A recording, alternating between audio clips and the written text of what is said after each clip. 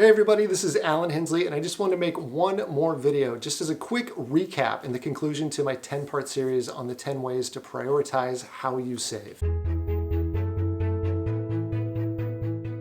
So just as a quick reminder, steps 1 through 10.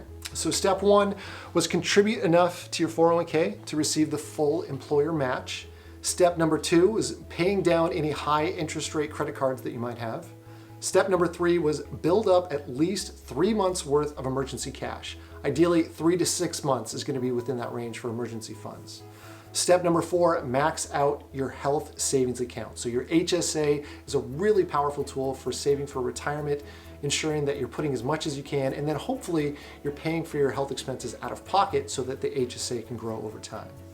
Step number 5 was contribute to a Roth. This could be a Roth IRA or a Roth 401k.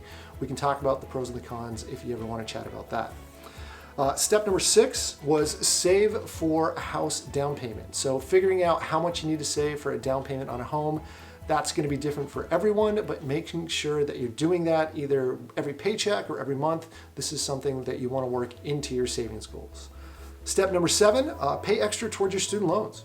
Getting your student loans paid off, wiping the slate clean on that student debt, that's something that should be really important to anyone that has student loans. Again, this isn't going to apply to everyone, but we've got it on there kind of right in the middle there. It could be a higher priority for you, but step number 7 is paying extra towards your student loans. Step number 8 is max out your 401k. Again, in 2020, the max that can go into a 401k is $19,500 per year if you're under the age of 50. It's $26,000 per year if you're over the age of 50 in 2020.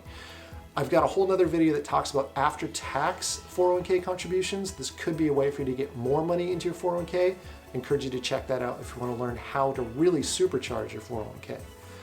Step number 9 is contribute to a 529 college savings plan. Again, this isn't going to apply to everyone, but if saving for higher education costs for your kid or for your future kid, a 529 is a really great way to do that.